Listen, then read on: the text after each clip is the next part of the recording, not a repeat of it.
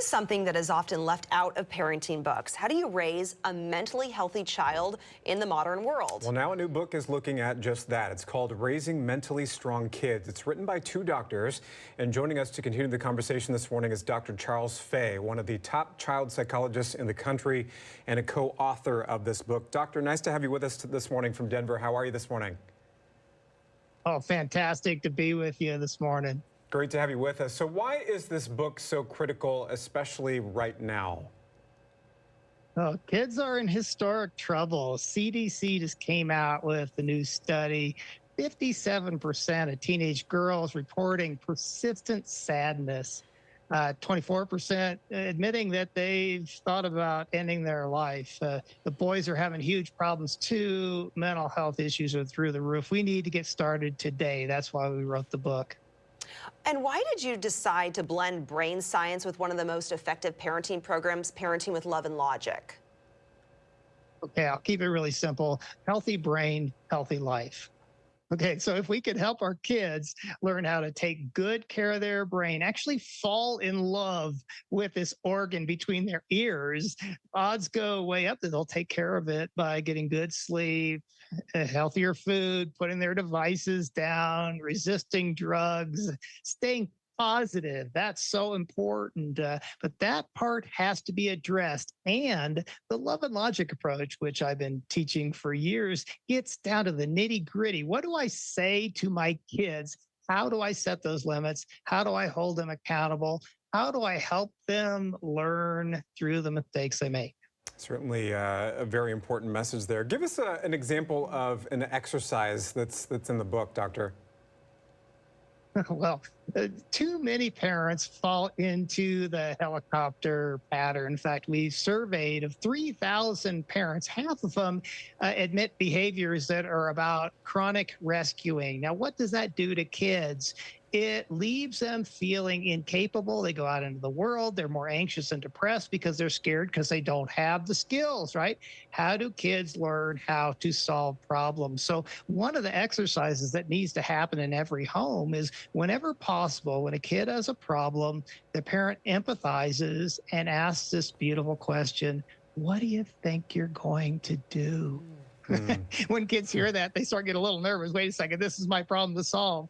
Now, the parent's going to be by their side offering ideas, but they're going to allow the kid to own the problem. So important. I like that. What do you think you're going to do? Pose the question instead of maybe offer your own advice. You know, I'm a mom. I have an 11-year-old. He's about to be 12 next month. I'm constantly thinking about how do I raise, a strong child and a mentally healthy child too. So what do you hope parents take away from this book? Well, our mental health dramatically impacts our kids' mental health. Another message I want parents to hear loud and clear is that kids need to participate in the family by doing chores. They need to do plenty of hard things. Doing hard things is good for the brain. They should not just be lying on the couch all day.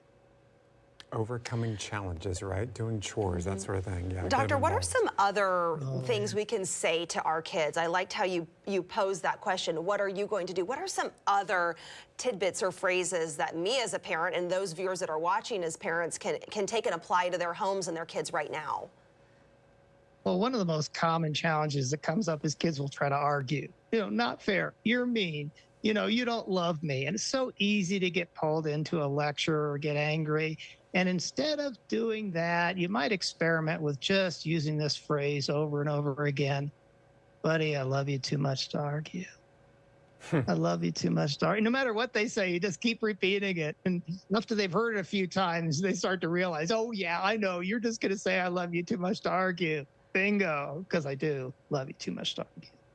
Oh, that's a good tip. Okay, I love you too much to argue. Okay, good advice. Very good advice. Thanks so much, Doctor. Nice to have you with us this morning. Some great advice and some great phrases to use, I guess, with your kids, right? Yeah, and also with the brain science, too. Anything else you want to mention, too, about the brain science component when it goes with love and logic? I know we kind of talked about that a little bit earlier with sleep and healthy eating, but is there anything else? Well, I just want to emphasize that every time a kid encounters a limit, that creates a really healthy problem for the brain, because the brain is kind of unhappy, right? I want to have my way, right? But when we set healthy limits, it creates that little problem that's good for the brain, and the brain has to develop pathways for learning how to be okay when you don't always get your way. And isn't that an important skill to learn? So important. Okay, doctor, thank you so much. Thank you. I'm going to remember that. What are you going to do about this? Instead of me saying, okay, well, you could do this, you could do this. What, you know, here are the options. How about, what are you going to do about this? And That's the brain working. I love you too much to argue with you. Yes, I'm going to use that too. All great advice. Okay. Report back and tell us how that I'll let you know works, how right? that goes in a week. All right.